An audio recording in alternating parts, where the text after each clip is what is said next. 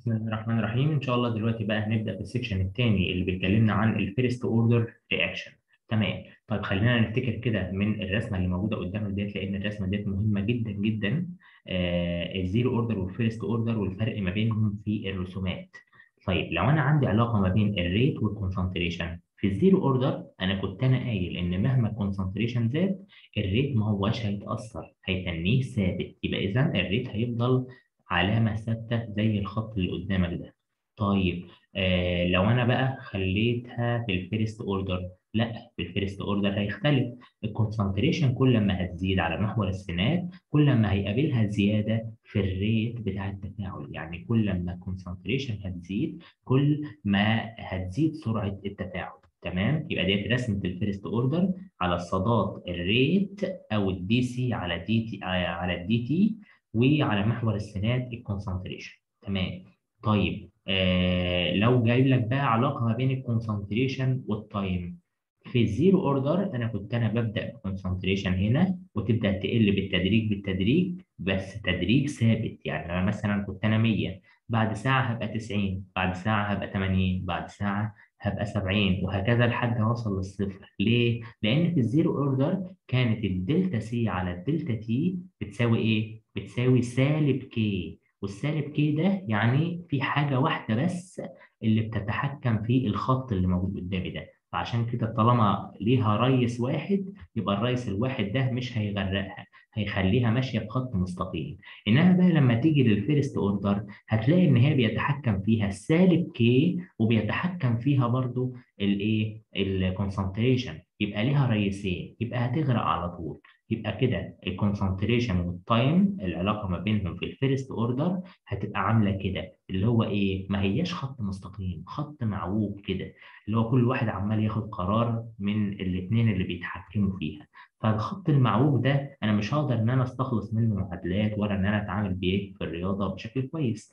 طيب المفترض ان انت هتعمل ايه؟ تعالى اما اقول لك هنعمل ايه دلوقتي. المهم بس انت تعرف دلوقتي الاربع رسومات دول كل رسمه بتاعت مين فيهم. تمام تمام. وكل رسمه ايه اللي على محور الصادات وايه اللي على محور السينات. اول رسمتين اللي قصاد بعض دول الريت على محور الصادات والكونسنتريشن على محور السينات. ممكن تيجي شايله لك الريت ديت وكاتبه لك دلتا سي على دلتا تي. تمام، اللي هي دي سي على دلتا تي. تمام. الرسمتين اللي تحت اللي هي كونسنتريشن والتايم. ماشي. طيب في الفيرست اوردر بقى انا عندي ده مشكله، مش هقدر ان انا احسب منه القوانين بتاعتي. طيب المفترض بقى ان انا هعمل ايه؟ قال لك هحوله.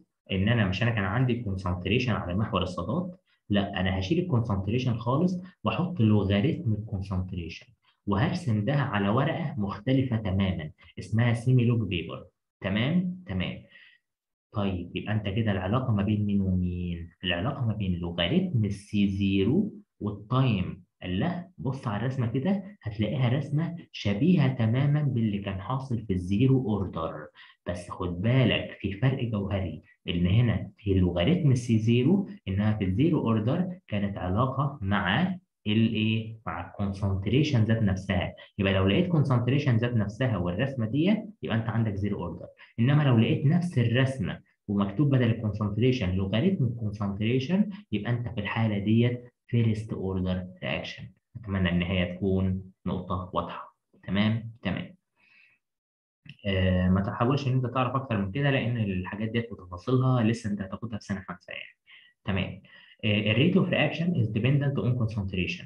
في حاله الفيرست اوردر كل ما انت ما هتزود الكونسنتريشن كل ما هيبقى فيه تناسب طردي اللي هو دايركتلي بروبورشنال، والريت هو كمان هيزيد. يعني معدل سرعه التفاعل هيزيد كل ما انت ما تزود الكونسنتريشن بتاعت الدواء بتاعك. تمام. طيب احنا عايزين نفهم الموضوع ده اكتر. تمام. خلينا ان احنا نشوف كده الزيرو اوردر كان ماشي ازاي. الزيرو اوردر انا مثلا كنت بادئ بسي زيرو بتساوي 100 مولر. تمام تمام. حلو قوي. طيب السي 0 بتساوي 100 مولر.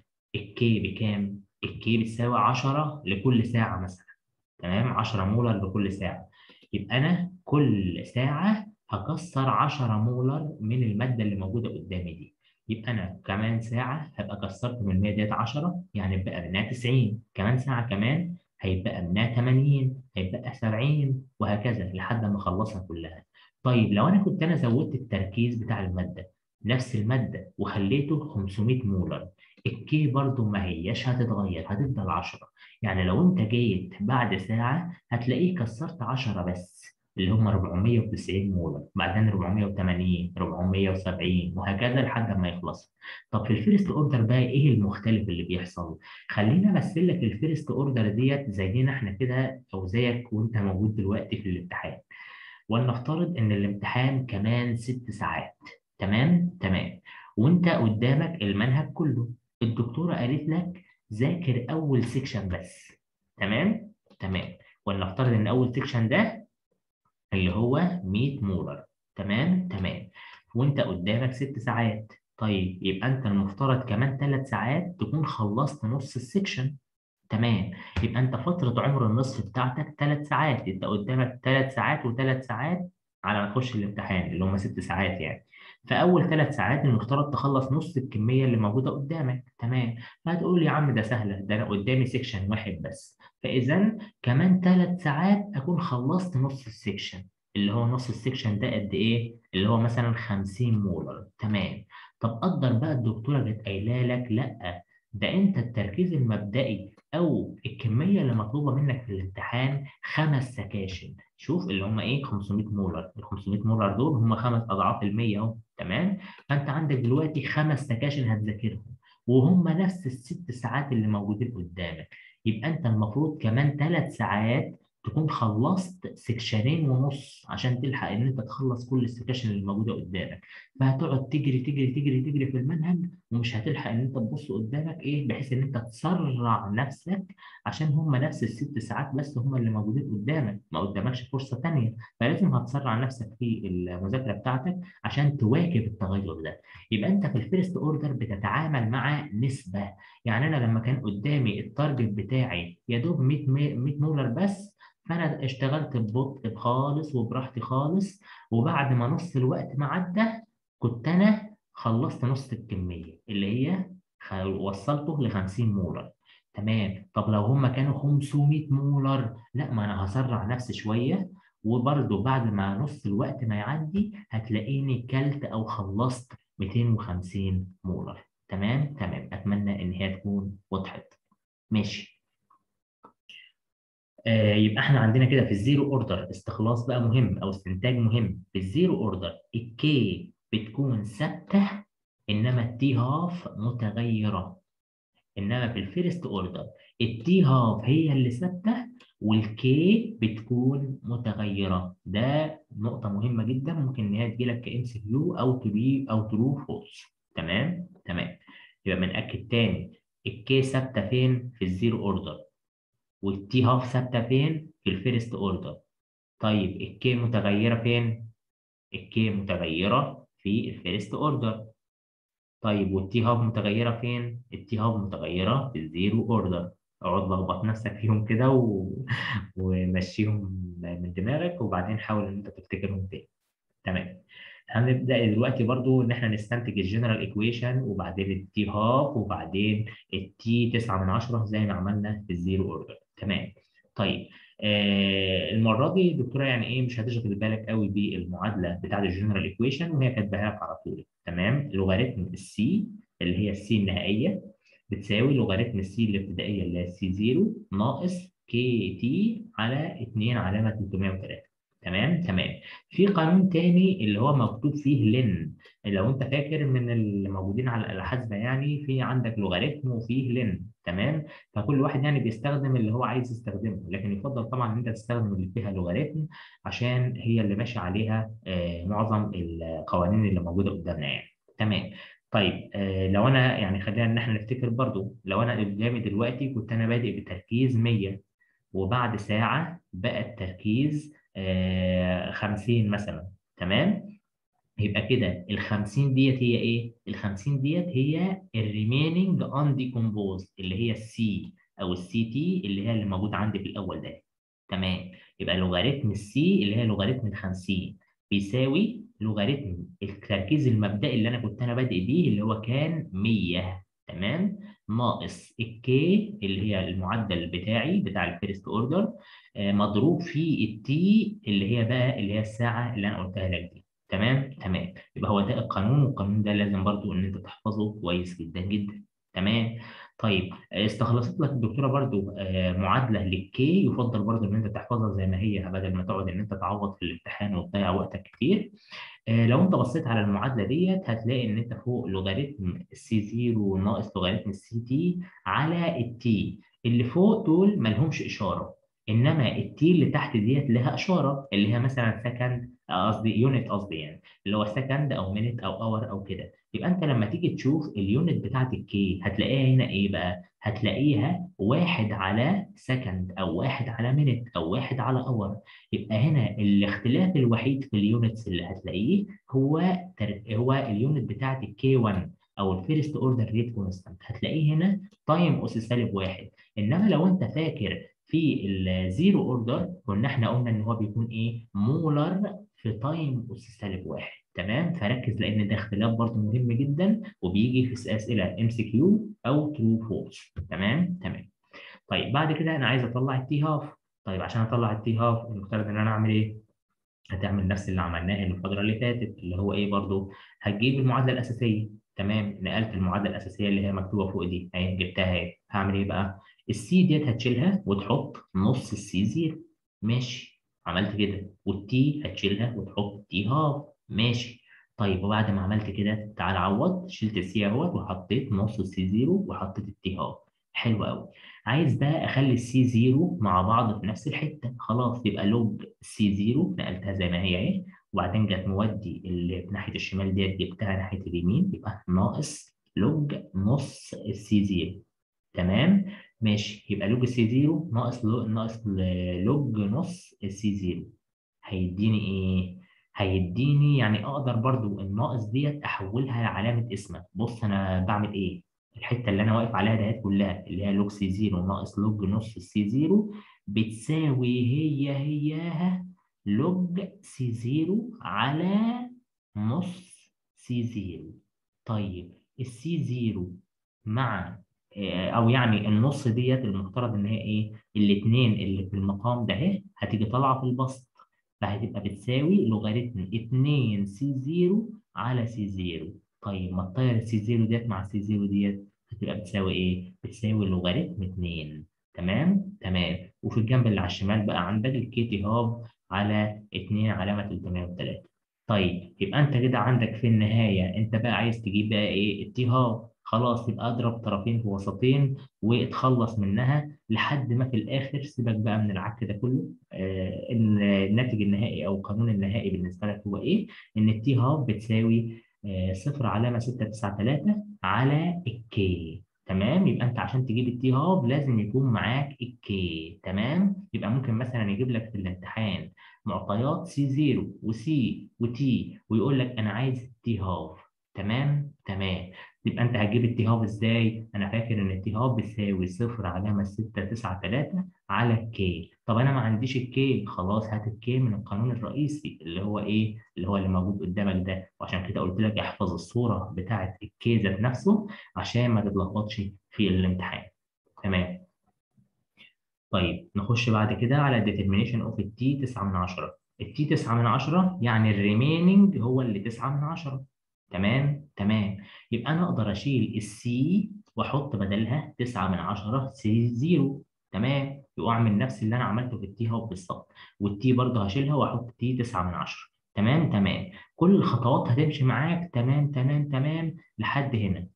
ماشي. وبعدين تبدأ إن هي تختلف. هتختلف ليه؟ هتختلف بقى لأن لوج سي 0 ناقص لوج 9 من 10 سي 0 هتبقى أكن إن أنت عملت إيه؟ لوج سي 0 على 9 من 10 سي 0. فهتطلع لك اللي هي 10 على 9. يبقى لوغاريتم 10 على 9. تمام. أما هتيجي تعوض في القانون تعوض لحد ما يطلع لك التي 9 من 10 بتساوي صفر علامة 105 على كي. تمام تمام. ماشي. يبقى احنا كده برضو نحفظ القانون ده. تمام. يبقى احنا كده عندنا فيه 4 قوانين المرة دي عايزين نحفظهم.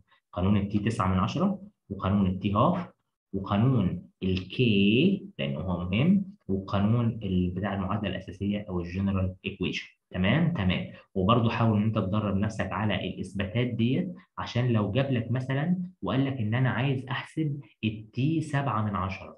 تمام. فالتي 7 من 10 معنى كده ان انا عندي هعوض عن السي ب 7 من 10 سي 0، وتبدا بقى ان انت تحسب الحسابات ديت كلها والقوانين ديت كلها زي ما احنا ما عملنا في الاثبات اللي موجود قدامك ده بالظبط. فلازم برضه ان انت تعرفه وتدرب عقلك عليه، بحيث ان انت لو جات لك في الامتحان حاجه غير اللي موجوده قدامنا ديت تعرف ان انت تتصرف بشكل طبيعي. تمام.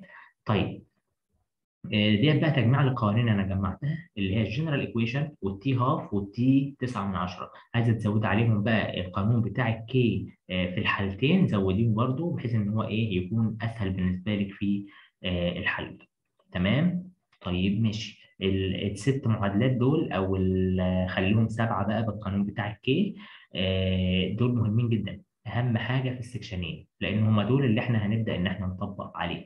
طيب نخلي بقى الحل بتاع المسائل في فيديوهات تانية بإذن الله. بسم الله الرحمن الرحيم. إن شاء الله دلوقتي بقى هنبدأ نحل مسائل على الفيرست أوردر رياكشن. طيب أنا أساسا بقى في الامتحان هعرف منين هو فيرست أوردر ولا زيرو أوردر؟ هو هيكون محدد لك في رأس السؤال. تمام. أول سؤال بيقول لك the half life of a first order reaction was found to be 10 minutes. تمام. يعني التي هاف بتاعتك بتساوي 10، وهو عايز يحسب ايه؟ عايز يحسب الريت كونستانت او الكي. طيب بالتعويض في القانون المباشر خالص من التجميعه اللي احنا عاملينها بتاعت الزيرو اوردر والفيرست اوردر. فخلاص انت محتاج ايه؟ انت محتاج ان انت تطلع الكي. فبالتعويض المباشر خالص كي بتساوي 0 علامه 693 على التي هاف. تمام تمام. التي هاف بكام؟ التي هاف ب 10 من. خلاص انت طلعت الناتج اهو، واليونت بتاعتك هتبقى مينت أس سالب واحد. تمام. وأكدنا أكتر من مرة إن أنت تركز على اليونت بتاعة الفيرست أوردر والزيرو أوردر. تمام.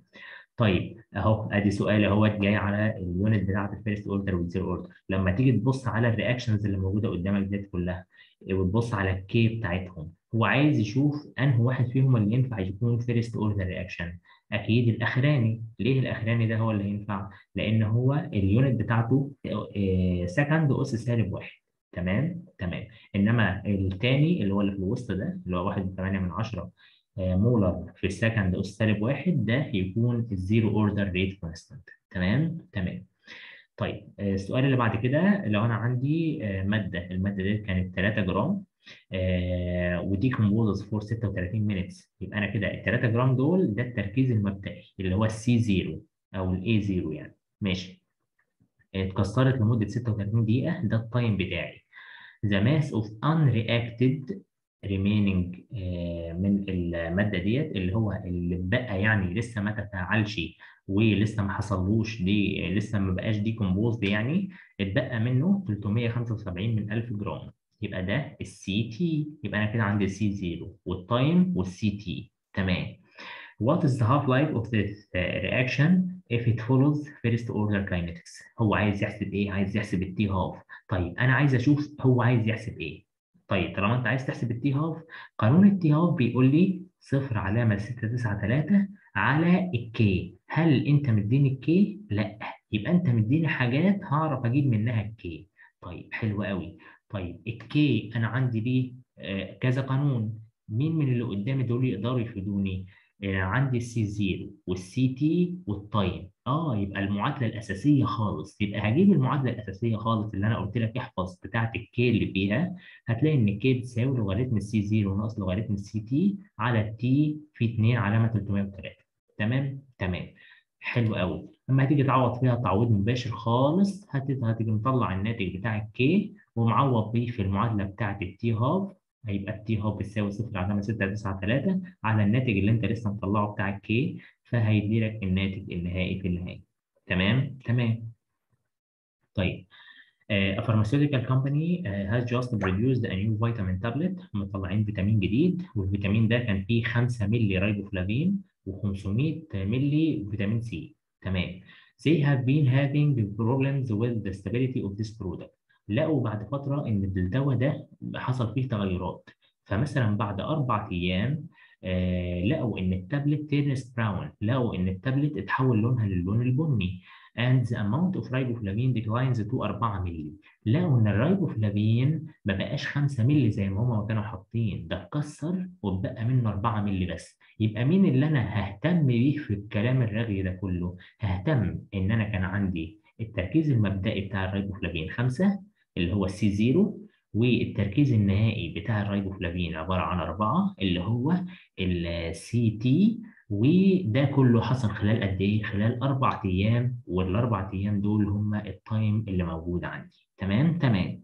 طيب الاناليتيكال كيمست اللي هو الشخص اللي هو قام بالتحليل يعني بتاع العينه ديت have determined that the riboflavin in the tablet is photolyzed by a first order process. قال ان الريبوفلافين ده هو تتكسر بالضوء عن طريق first order process. طيب طالما فيرست اوردر يبقى انا محتاج استخدم قوانين الفيرست اوردر. فهو بيقول لك بقى based only on the riboflavin، يعني مالكش دعوه خالص بالفيتامين سي ده. In the current formulation what is the shelf life if 10% degradation is acceptable؟ يعني ايه الكلام ده؟ يعني بيقول لك انا عايزك تحدد لي الدواء ده المفترض ان هو يعني ايه مده صلاحيته تكون فتره قد ايه. هقول له هو انت بتعتمد مده الصلاحيه ده بناء على ايه؟ هيجي قايل لك والله انا بعتمد مده الصلاحيه ديت ان لو الدواء اتكسر منه 10% يبقى هو كده غير صالح. تمام تمام. طب اتكسر منه 10% يبقى اللي لسه ما اتكسروش قد ايه؟ 90%. يبقى انا كده محتاج ان انا احسب التي 90%، لان ال 90% ديت هي اللي بتعبر لي عن السي تي اللي هم الكميه الباقيه اللي لسه ما اتكسرتش. تمام. يبقى وكانه بيقول لي احسب لي الشيلف لايف في 10% ديجراديشن از اكسبتبل. معناها ان هو لو اتبقى 90% او يعني ايه المده اللي هيحتاجها على ما يكسر 10% ويبقى 90% لسه ما اتكسروش. يبقى انا محتاج ان انا احسب التي 9 من 10. خلاص هحطه قدام القانون، هلاقيه معتمد على ايه؟ معتمد على الكي. خلاص فانا لازم اجيب الكي الاول. طب انا عندي السي تي والسي زيرو والتايم، يبقى هتعوض تعويض مباشر في القانون بتاع الكي. وبعدين تجيب الكي، بعد ما تجيب الكي هتعوض في قانون التي 9 من 10 وتعويض مباشر خالص. هتحط الناتج بتاع الكي اللي طلع لك ده، فهيطلع لك في النهاية الوقت اللي هيحتاجه، اللي هو هيكون تقريبا هو يومين اهو. وبعدها هيكون كده كسر 10% من الدواء، وبالتالي يكون كده اكسبايرد وخلص الشيلف لايف بتاعه. طيب فلنفترض بقى ان هو الدكتوره جت شايله لك وات از الشيلف لايف ديت اف 10% ديجراديشن از اكسبتابل، وقايله لك اف 20% ديجراديشن از اكسبتابل. في 20% degradation is acceptable. معنى كده ان انت يعني اللي اتبقى لسه ما اتكسرش عباره عن 80%. يعني انت عايزه تجيبي تي 8 من 10 او تي 80%. طب انا ما عنديش قانون للتي 80% ديت، هعمل ايه؟ انت بقى مش هتستنتج قانون بقى ولا هتوجع دماغك ولا الجو ده كله. انت هتعوض في المعادله اللي موجوده قدامك ديت على طول وخلاص. ايوه اللي هو يعني انا هعمل ايه بالظبط؟ خلاص انت هتيجي انت معوض، يعني هتيجي شايل السي ديت وتيجي حاطط 80 على 100 في سي 0، وتبدا ان انت تعمل زي ما احنا ما كنا عاملين في اثبات القانون في البدايه هنا خالص. اللي هو هتعمل ايه يعني بالظبط؟ اللي هو زي هنا هتيجي شايل ال 9 من 10 ديت وحاطط 8 من 10، وشايل التي ديت وحاطط تي 8 من 10. تمام. وبعدها هتبدا ان انت تمشي نفس الخطوات ديت بالظبط لحد ما انت في الاخر ما هتطلع الناتج بتاعك. تمام تمام. طيب السؤال اللي بعد كده how long would it take for the amount of riboflavin to decrease by 99%؟ يعني لو انت يعني هتحتاج وقت قد ايه على ما تكسر 99% من الدواء ويتبقى منه 1% بس. طيب اللي هيتبقى يساوي 1%. طب انا عارف ان الريبوفلافين انا بادئ بقد ايه؟ كنت بادئ ب 5 مللي ريبوفلافين، يبقى السي 0 كانت 5 مللي. طيب السي تي بتساوي ايه بقى؟ بتساوي 1% من ال 5 مللي دي، يبقى 1 على 100 في 5 يبقى بيساوي 5 من 100 مللي جرام. تعالى بقى مع عوض في القانون الأساسي خالص. هيبقى هتعوض، هتحط ال 5 من 100 عند اللوب سي، واللوج سي 0 هتبقى لوج 5. تمام. وعندك الكي احنا مطلعينها من شويه في الجزء الاولاني من السؤال. آه، وعندك الاثنين علامة 303 ده ثابت، هيتبقى عندك التي بس. تمام. طبعا بقى هتبدأ ان انت تحول الحاجات ديت اساسيات رياضيات يعني. وبرضه حتى لو عندك مشكلة فيها او كده فعرفيني برضه واعمل لك فيديو بالتفصيل عليها. انا بحاول بس ان انا اقلل مقدار الفيديو عشان تقدر ان انت تخلصي كمية يعني ايه بشكل اسرع يعني. لكن طبعا انت لازم تحل الحاجات ديت كلها بايديك عشان تسرعي الحل مع نفسك، وعشان لو ناسي حاجة تحاول إن أنت تفتكريها بسرعة. فالمفترض إن ده قانون تعويض مباشر، هتبدأي إن أنت تعوضي فيه لحد ما هتطلعي الناتج بتاعك اللي هو التايم هيبقى 82 يوم ونص. تمام تمام. طيب هل في طريقة تانية اللي أنا مثلا لو أنا ما كنتش أعرف الرايبوفلافين ده تركيزه المبدئي كان إيه؟ تمام. وهو بيقول لي أنا عايز الوقت اللي هو هيكون اتكسر فيه 99%، وباقي منه 1% بس. خلاص انا يا سيدي هاجي معوض مكان السي تي دهيت، هاجي كاتب عندها 1، وعند السي 0 هاجي كاتب عندها 100. تمام تمام. والكي مثلا يكون هو مديني الكي بس. تمام. ويكون عايز يحسب التي. تمام. يبقى لو هو مديني الكي وقايل ان الكي بتساوي 0.0558. ماشي. ويقول لي انا عايز الوقت اللي هو اللي يكون فيه اتكسر 99% من الريبوفلافين، ومش مديني اي معلومه تانيه. فانا هعمل ايه؟ هاجي شايل السي ده هي واجي حاطط 1، واجي شايل السي 0 واجي حاطط 100. تمام. بما ان هو 1%. تمام. ناقص الكي اجي معوض مكان الكي، ويبقى عندي التي بس هو اللي مجهول. نفس المعادله ديت بالظبط واجي مطلع الناتج النهائي. أتمنى إن هي تكون واضحة، وحتى برضه لو ما هيش واضحة عرفيني، وبإذن الله أحاول أوضحها لك تاني في فيديو منفصل. ماشي. السلام عليكم.